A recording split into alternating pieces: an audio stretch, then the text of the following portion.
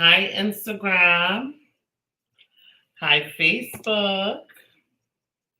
Hi, YouTube. Say hi in the comments. Let us know where you're tuning in from. If this is your first time, definitely mention that in the comments so I can give you a shout out. I am so hungry this morning. Hi, good morning, Shoshana. Hi, Ashani. Good morning. Good morning, Curtis. So today I want to talk. Well, before I talk about my topic, let me introduce myself real quick. My name is Aisha Chidowe. I'm an immigration lawyer. I represent clients in all 50 United States with their family immigration matter. Your location is not a problem, even though we have offices in Atlanta and Florida. We represent clients all over the United States. So happy to help. You can call me 479-995-6567 or WhatsApp 404-333-8751 to schedule a consultation. I'm just gonna put my number in the pin thing. So just give me a minute to put that in. As you are coming in, just give us a shout out and let me know where you're tuning in from. Also, would love for you to share this video with your friends, cousins, aunts, uncles, anyone that you think might need immigration assistance or this will be beneficial for them. I would appreciate you sharing it. Ashani, you're so funny. Ashani says the lawyer. Oh, I have so many first timers today. Thank you guys so much for tuning in. I hope you will stay and I hope you'll follow me. Okay, so I've just pinned this on Instagram, and you guys should be able to also see it on Facebook, scrolling through the ticker, and on YouTube. So today I want to talk about really naturalizing or putting in a naturalization application prematurely. Because, I've been seeing a lot of that happen, and, we've even had to help somebody save their green card because they were going to actually take their green card. So the first thing I would say, and if this is not your first time tuning in, you've probably heard me say this. Naturalization is probably the most simple looking form, but naturalization is the most difficult thing to attain and achieve in the United States. So don't allow the form to deceive you or make you think, I have a slam dunk case. This is an easy form. Because if you think they did background check on your green card, better believe that with naturalization, they're doing like times three the level of due diligence they do. Because naturalization means becoming a US citizen, and that is the ultimate price for a lot of us. And so they have to make sure that if we're going to basically be naturalizing people, what that means is that once they become US citizens, there are very rare instances where citizenship is taken away from you. If they get arrested, they become criminals. They're not getting deported because they're citizens. They can vote, they can run for office, they can be on the jury and stuff like that. So, they really, really want to protect those who become US citizens. But specifically, what I want to talk about when I talk about premature applications is when you are eligible for filing for naturalization. And I want to focus specifically on married couples specifically.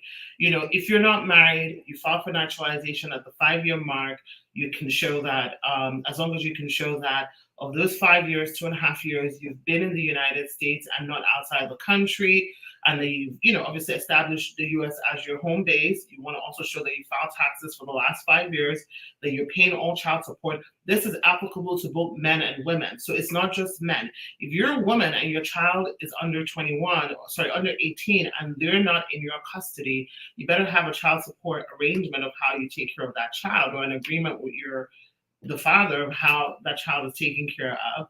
Same thing with crimes of moral turpitude and a bunch of other things. But for marriage-based cases, if you are filing an application based on you being married to a U.S. citizen, there are a few things to be clear on. First of all, the number one thing is you have to show that you've been married to your spouse for 3 years, and that you've had a green card for 3 years.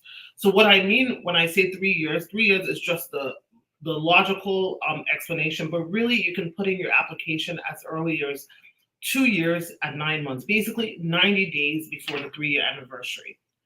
Now, that being said, there are still things that are looked at to determine if you're eligible. So there's something called marital union, right? When you're filing for naturalization because you're married to a U.S. citizen, you have to show that you have been living in marital union between the time you receive that green card to the time of application and all the way up till your oath ceremony. Like if you go for your oath, if you go for your naturalization interview and they say you passed your test, we'll schedule you for an oath ceremony, and you guys get a separation or divorce the next day, technically you're not eligible any longer to receive the naturalization. If you note, and any of you who are on this live that have naturalized before, oh my gosh, I didn't even have this comment section on here. So for those of you who have naturalized before, you'll notice that when they give you your form for your oath ceremony, it will have on the conditions that have changed. For those of you who end up doing your oath ceremony on the exact same day as your interview, then you don't have anything to worry about. But for those of you who have to wait for them to schedule for an oath ceremony, on there, you have to put anything has changed. So if you get arrested between your interview where you were approved and your oath ceremony, you got to list that in there. If you get divorced between then and your interview, you got to list that there, because that helps them to establish that you're still eligible for citizenship. So what we see happening is, one, a lot of people that have marital problems with their spouses applying, believing that, well, we have marital problems, but we're still in a marriage, right? You can have an officer that decides, okay, I'm going to investigate to make sure that you guys actually are in a marriage, you guys are living together, you guys are cohabitating together in union. Like, meaning the marriage has to be good. This is not like, we have, a separation, because if you have a separation, then you should be filing in year 5. So I want to make sure that you guys are not confusing this with you not being eligible forever. What I'm saying is that you will no longer be eligible in the 3-year mark. You'll be eligible in the 5-year mark. So there is no rush. If you know that you and your spouse are not living in marital union, or you're separated, even though there are no divorce papers, or you're not living together, even though there are no divorce papers or official separation, don't put in your application prematurely, because you will get denied. You'll just put yourself through stress and heartache for nothing. So you always want to wait in that situation till year 5. Now, if you and your wife and your husband, everything is wonderful and it's going great, and you meet those requirements that I mentioned, by all means, definitely put in your application at that 3-year mark. Okay. Let me take some questions here. Mr. Toss says, from your experience, what is your percentage of success when filing to remove condition based on divorce?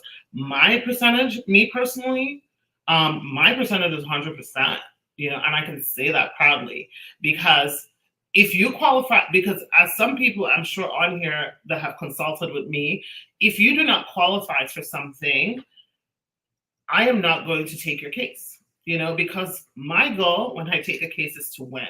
I can't speak for anybody else, but I love to win. I was a track star growing up. I used to run, and I hated coming second. I hated coming third. So maybe that's why I'm a lawyer. It's like, I want to win cases. So I don't take cases if we have a small shot, let's take the chance. But if there's absolutely no plausible shot, then we're not doing anything.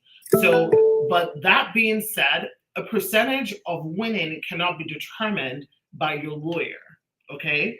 The person who determines that is the person who is adjudicating and reviewing your case. So you can put all your stuff together, but if a USCIS officer says, I don't believe your marriage is bona fide, then prove it. you know. So it's not just about divorcing. When you have a conditional green card, you can't just say, well, we're getting divorced, I'm going to get a waiver. If you want to increase your chances, and that's why I talk about this all the time, about how to increase your chances, even though some people apparently don't want me to share that with you guys, but how you increase your chances of winning is by showing that your marriage was bona fide. I keep going back to that because you can't just say, oh, we're divorced.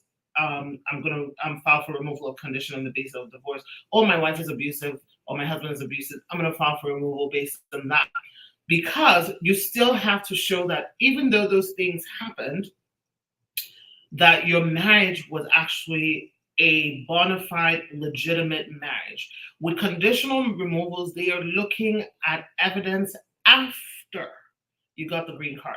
So basically, anything that you send to them to get the original green card, you cannot use those things anymore because they don't hold any weight. Okay.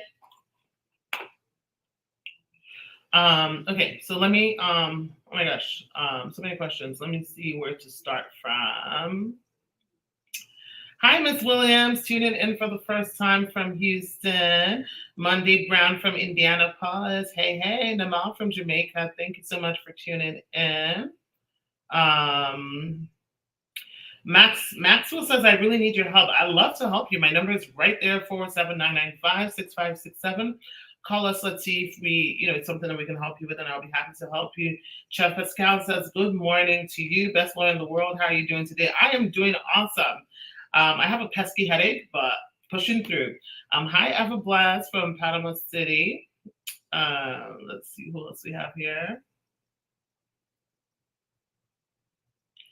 Good morning. Please, is there any way to track one's valid status? And if you can please break down about how long can one be expected to receive an EAD after receiving the prima facie?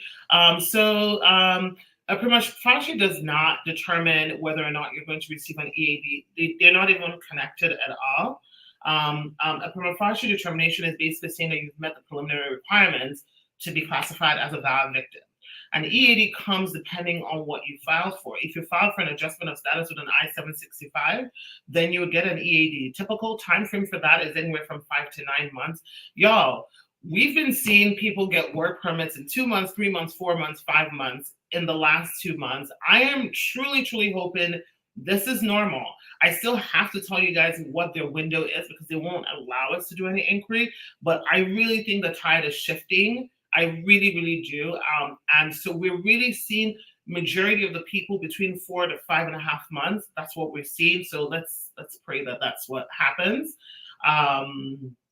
So yeah, that's the difference. And if you didn't file for an EAD, then with VAWA, you have to wait till you get approved. When you get approved with VAWA, hopefully you checked off that you wanted an EAD, and then at that time you'll get it. So at that time, it takes about 2 years. Hey, Holken from Barbados. Hey, Chase, what's up? Okay, let's see who else we have here. Okay, let me actually, Instagram, I can see your questions, but unfortunately, somehow my Instagram thing is frozen, so it's not even allowing me to ask questions, answer questions. Okay, so Lexi Slay Queen says, I put in my paperwork since last year, July. However, they put the work permit, but since last year, November, they're saying, I'm ready for an interview, but still I haven't received an appointment. Can you help me? Please let me know so I can get an appointment with you. Okay, so this is something that confuses a lot of people. And I actually talked about this last week. The thing is, when you go online and it says ready for an interview, it doesn't mean that they are scheduling you for an interview in the next couple of weeks. All it means is that your documents are documentarily qualified. It means that you have enough for them to schedule you for an interview. So for example, those who don't have enough to move to the field office, it's at this stage you'll typically find an RFE for, like, i.e. proof of your birth, proof of an like a proper I-864, birth certificates, proof of marriage certificates. So all it's saying is basically it's ready to be scheduled. It doesn't mean you're going to schedule you now. And then it goes from there to the field office and gets in queue with the remaining other cases that are processing. And so once it's there, and you're able to be scheduled for one, you'll be scheduled. Sometimes it can even take like 9 months from that when you see it. So don't worry about that. Don't stress about that. What you should be worried about is counting from when you put in your application. Is your application processing normally? Is it within the time frame that it should be processing? If that's the case, don't stress yourself out about that. Okay. Okay. Jamie on YouTube says, when is the right time for one to make an inquiry on their case? This really depends on one, what kind of case do you have? Two, how long has it been pending? So it's really hard to say without knowing what case you have, when is the best time, what phase you're in the case. Have you already had an interview? Have you responded to an RFE, an NOID? What are you waiting for? Like, if we know a little bit more details, then I'll be able to say when's the best time. Demoya HR says, can I adjust if I cross the border after I'm married to a U.S. citizen? Unfortunately, you cannot adjust if you cross the border. When I say cross the border, meaning you came in without any inspection, no documentation that you're in the United States, you cannot adjust your status. However, if you qualify for VAWA, you're exempt from that. You can adjust. If you qualify for a T visa is based on human trafficking, or basically being in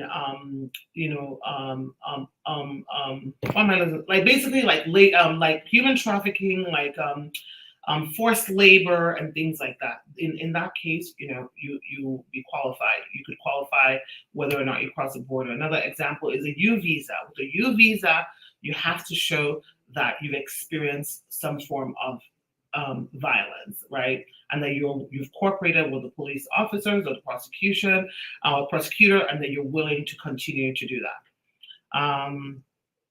So Des Moines says, okay, you're continuing. You're saying that they gave you an immigration paper with an alien number. Yeah, so we would have to see that, because there's a possibility that you could be in deportation. If your deportation still stays the same, you cannot process with USCIS, you're going to have to adjust your status with an immigration judge, and the standards become higher, because once you marry after you go into deportation, the standards become much higher. Love and Positivity says, I'm new to your page. Is there anything on DACA? Well, yeah, as of last week, they've resumed DACA right now, and we believe that this is going to be permanent. So if you're eligible for DACA, this is a good time to put in your application right now, okay? After doing biometrics and USCIS sends you an RFE, will you get a work permit still? It depends on what your RFE is. So it depends on what your RFE is. If I know what your RFE is, I can be able to see whether or not it'll affect your work permit. From your experience, Blue for the Blue, hey, Blue for the Blue says, from your experience, how can you guarantee a VAWA appeal based on insufficient documents? Nobody can guarantee anything. Nothing is guaranteed in life.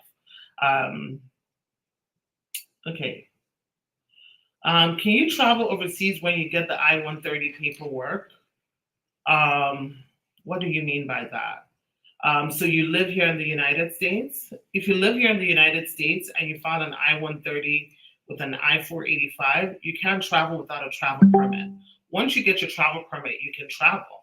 But before you get your travel permit, you cannot travel. If you travel, they will say you've abandoned your application, and essentially you'd have to start again. And if you're out of the country and you overstayed your time there, you can be looking at a 3-year ban or a 10-year ban from coming back into the United States. So please do not travel unless you have a travel document and you've consulted with your lawyer to make sure that your records are clean and that it's safe for you to go out of the country, okay? Adura Baby says, please, what do you mean by the standards become higher?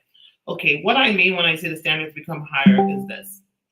When you file a petition with USCIS, it's called, USCIS officers have a duty to approve you if by preponderance of the evidence, right, that you submitted, it's believable that it's more likely than not you're married and it's legitimate. So what that means is 50-50. So as long as there's a 50% chance that this marriage could be legitimate, USCIS is supposed to approve you. When you enter into removal proceedings and then you marry after you know that you have an immigration court case coming up in the next year, in the next 2 years, the standards go from 50-50 preponderance of the evidence to what we call clear and convincing evidence, which means 75% chance that this marriage is truly legitimate and it wasn't just entered because you're in deportation. Think about it this way. It's like if somebody has if someone is facing a felony or criminal, charge. With criminal charges, you have to show by what we call beyond a reasonable doubt, meaning 100% that this person is not guilty, because you do not want to restrict somebody's freedom. That's a topic for another day, whether they get this right or not. But the point is, if one juror is saying, I don't believe this person did this, then that's that. All of them have to be in agreement. So that's how the standards of law are used to make decisions. Clear and convincing evidence, preponderance of the evidence, and beyond a reasonable doubt. Okay. Okay, guys, I don't have that much time, so let's see. Hey Tyler, yes, you're late to live, but thank you. Oh wait, Ashani says, see my earlier question. I can't see your question. If you can just copy paste it and type it again. Okay, so and now I can't even pronounce your name. It says, please, when will you do a live video for adjustment of status based on a marriage to a U.S. citizen or permanent resident? Oh, you want me to do one? Okay, so I'm gonna do that on. Let me check my Friday schedule. I might do that on Friday then. So I'll do that on Friday. Hopefully I remember. Send me a DM to remind me, or comment in one of my posts so that I remember to, put it on my notes. Okay, yeah. So Mick D official said the RFEs for affidavit of support. Yeah, affidavit of support can sometimes delay you getting a work permit. And the reason why is because in order for you to get a work permit, your 485 has to be eligible for it. And your 485 is only eligible if you have a sponsor. So that is one that as soon as you can get it done, get it done. Like if you get an RFE, even though they give you 87 days, and right now, you still have the 87 plus 60 days, don't wait till the deadline. Just get it done as quickly as you can so you can push your case, forward. Okay, let me see if I can answer the question box. Okay, so this is a good question since it relates to today's topic. Moonlight says, good morning. What documents does one need when applying for naturalization through 3 years of marriage? First thing you need is your actual spouse. You need the presence of your actual spouse present. You also need your marriage certificate. You need your green card to show that, you've had your green card for that long. You need to provide proof that you filed taxes in the last 3 years. If you're a male and you were between the ages of 18 to 26 when you got your green card, you need to have registered for selective service. If you didn't register for elective service, and you have to provide a reason why. For a lot of people, if you didn't register for selective service between the age of 18 and 26, after, I want to say it's age 30 or 36. Don't quote me on this part because I don't have the numbers in front of me. But generally, you become exempt. It doesn't matter anymore. So you can just send, take the letter with you showing this is what it says, because I've now passed this age, it's fine. And then again, one of the key things is if you have any criminal records, it doesn't matter if it was expunged, if it was discharged, you want to bring the court disposition to show this is what happened. They don't really care about your police reports, but just at least make sure you bring, the court disposition. And then, if you have child support or you're paying child support for somebody, you want to make sure you bring evidence of that. And just while we're on that topic, for instance, if let's say you're a guy and, your children are with their mother, you don't have a relationship with the mother, or you and the mother decided you're going to settle this out of court, right?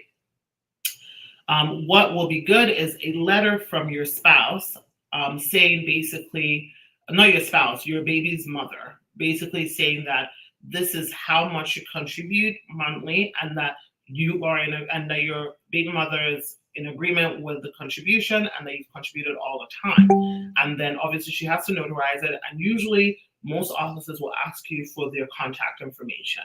We've had that happen. We've had a client where he had 7 kids, and he had 3 different moms for all 7 kids, but he was taking care of all his children, which is really admirable. And the officer called each and every one of them, and they all confirmed that he was taking care of them, even though 2 of them didn't put him on child support, and that was enough for them to get approved. So those are just some of the things that you want to take with you. All right, guys, I really do have to jump off. Let me just check my time real quick, guys. Let's see if I can give you guys. Yeah, I gotta jump off. I have a meeting. I enjoyed chatting with y'all. And I will see you guys on Friday. I'm going to talk about marriage-based cases, adjustment of status, and evidence, and bona fides, and things that you can do to strengthen your marriage-based petition. All right, guys, have a great day.